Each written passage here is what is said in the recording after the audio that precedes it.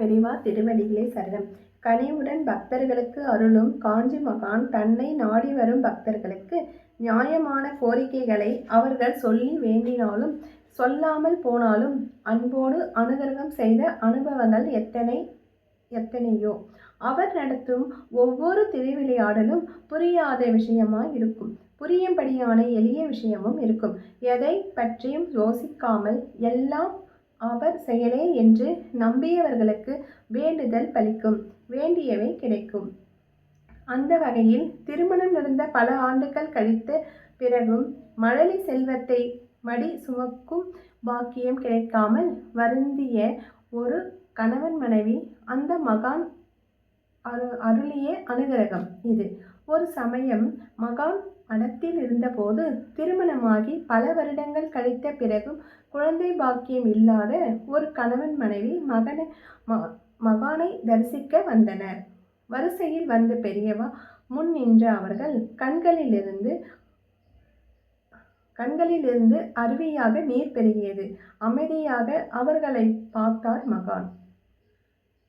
கொஞ்ச நேரத்தில் அழுகை நின்று தங்கள் சேவை என்ன என்பதை மகானிடம் சொன்னார்கள். அவர்கள் குழந்தை இல்லாத குறையை அவர்கள் சொல்ல கேட்டதும் காஞ்சி மகான் அமைதியாக தம் அருகே நின்ற அணுக்கு தொண்டரை பார்த்தார்.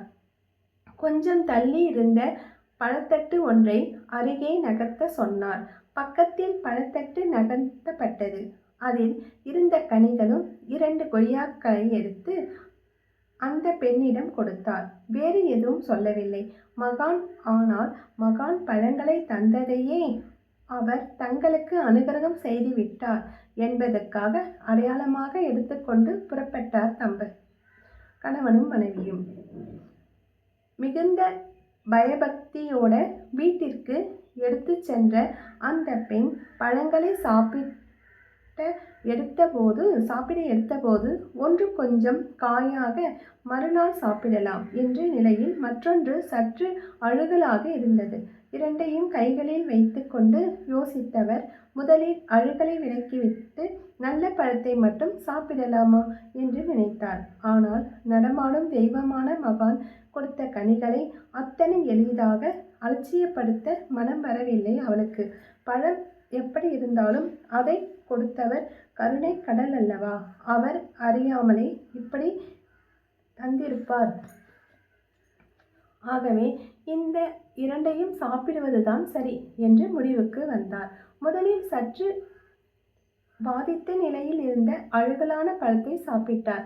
மற்றொன்று மறுநாள் சாப்பிடலாம் என்று தீர்மானித்தார். ஆனால் அதன் பிறகு அவருக்கு பேரதிர்ச்சி காத்திருந்தது.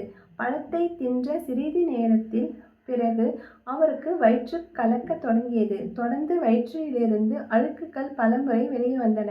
உடல் பலவீனம் அடைந்தன. அந்த பெண் கொஞ்சம் ஆடி போனார். அந்த அழுக்கல் பழம் காரணமாக இருக்கலாம் என்று தெரிந்த போதிலும் மகா பெரியவா தன்னை காப்பாற்றுவார் என்று பரிபூர்ணமாக நம்பினார். ஒரு வழியாக அன்று இரவு அவரது பிரச்சனை தீர்ந்தது. நிம்மதியாக உறங்கி எழுந்தார். மறுநாள் முதல் வேளையாக நீராடிய சுவாமியை கும்பிட்டுவிட்டு மகான் தந்த 2வது பழத்தை எடுத்து உண்டார். மகா பெரியவா பிரசாதமாக தந்த அந்த பழத்தை உண்டால் குழந்தை உண்டாகும் என்று அவரது நம்பிக்கை வீண் போகவில்லை. விரைவிலே கர்ப்பமானார். தனக்கு தாயாகும் பேருக்கிட்ட அனுகிரகம் செய்த மகா பெரியவாள் படத்தின் முன்னின்று வணங்கினார்.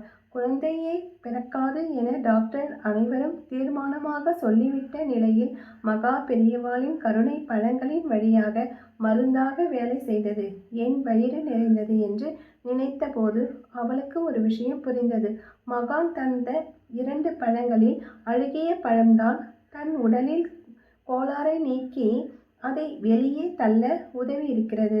பிறகு தனக்கு தாய்மை பேரும் வாய்த்திருக்கிறது.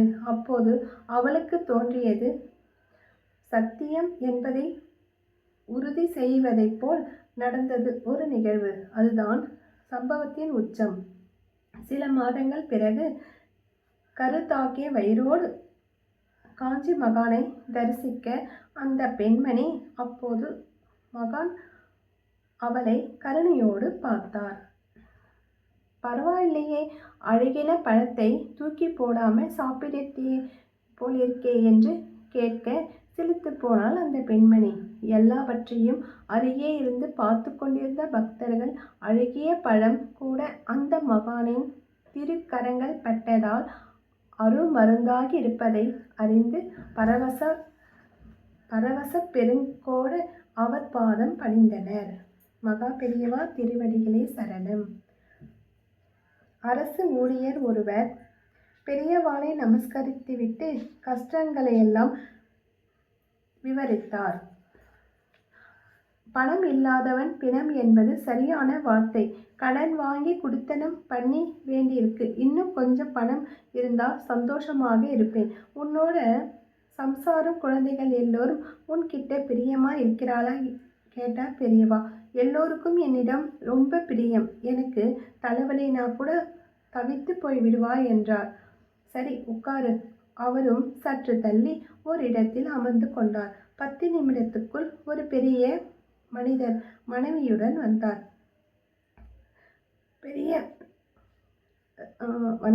பெரிய தோரணை, பழக்கூடை, பழ புஷ்பங்கள் என பெரியவாளை நமஸ்கரித்துவிட்டு சொன்னார்கள்.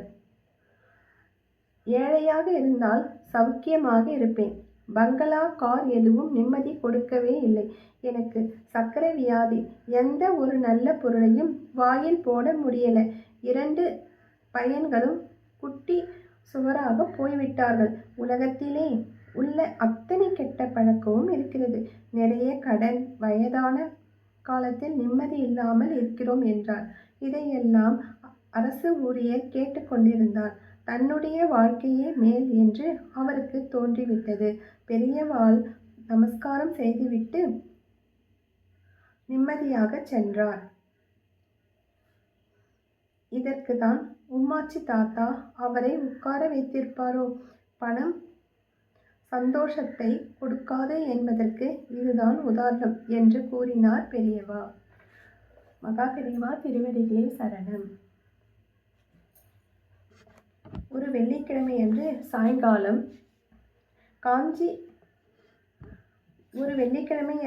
சாயங்காலம் காஞ்சிபுரத்தில் ஸ்ரீ மடத்தில் பெரியவா தரிசனத்துக்கு ஏக கூட்டம். வெளியிலிருந்து ஒரு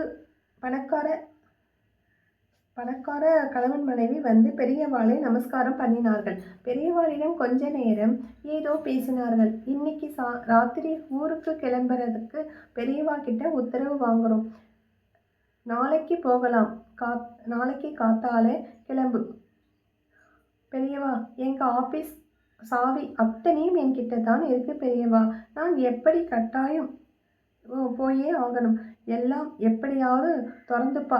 நீ இன்னைக்கு போக வேணாம். பகவானின் மாய விலாசத்தில் பெரியவாளிடம் வரும் எல்லோருக்கும் அப்படி ஒரு கிடைக்க விசுவாசம் இருக்குமா என்ன? வந்தவரோ சாவி சாவி என்று புலம்பிக் கொண்டே இருந்தார். பெரியவா சற்று தள்ளி அமர்ந்திருந்த அவருடைய மனைவியை அழைத்தார். பாரு, உங்க ஆத்துக்காரர்கிட்ட நான் எவ்வளவு சொல்லியாச்சு. அவர் கேட்கறதா இல்லை. இன்னைக்கு ராத்திரி இங்க தங்கிட்டு நாளைக்கு காலையில ஊருக்கு போகலாம். நீ வேணா சொல்லி அவனுக்கு புரிய வைக்க ட்ரை பண்ணு. சாவி சாவி என்று அடித்துக்கொள்ளும் புருஷனை பொம்மை கீ கொடுக்க வேண்டி அந்த பெண் பொம்மைக்கு பெரியவா கீ கொடுத்து அனுப்பினார். 2 பேரும் கொஞ்சம் தள்ளி போய் பேசினார்கள். பெரியவா சொல்றாரு, நாளைக்கு போகலாமே. என்ன நீ புரியாம பேசுற? ஆபீஸ் வாசல் கேட்டு சாவியிலேருந்து அத்தனையும் என்கிட்ட இருக்கு. பெரியவா சொல்றதற்கெல்லாம் சரிதான். ஆனா எனக்கு இன்னைக்கு போயே ஆகணும். கிளம்பு. மனைவி பிடிவாதமாக அடக்கினார். முடியாது, பெரியவா சொல்லிட்டா. நாம நாளைக்கு விடியற்கால சீக்கிரம் கிளம்பிடலாம். உங்க ஆபீஸு திறக்கிற டைமுக்கு முன்னாடி ஊருக்கு போயிடலாம்.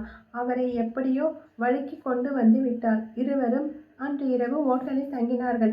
ஓட்டல் ரூமில் காலையில் நியூஸ் பேப்பரில் செய்தி அவர்களை நடுங்க வைத்துவிட்டது. இவர்கள் ராத்திரி கிளம்பியிருந்தால் இவர்கள் போயிருக்க வேண்டிய அதே ரோட்டில் அதே நேரத்தில் 2 வண்டி எதிரெதிராக மோதிக்கொண்டதில் அதில் இருந்தவர்கள் எல்லோரும் மேலே போய் சேர்ந்து விட்டார்கள். இன்னைக்கு ராத்திரி போக வேணாம் என்று பெரியவா தடுத்து எப்பேற்பட்ட பேராபத்திலிருந்து காப்பாற்றி இருக்கிறார். கண்களில் கண்ணீரோடு நேராக ஸ்ரீமடம் சென்று இருவரும் பெரியவா பாதங்களில் விழுந்தனர். பெரியவா, எனக்கு மாங்கல்யம் பிச்சை கொடுத்திருக்கேன் என் தெய்வமே.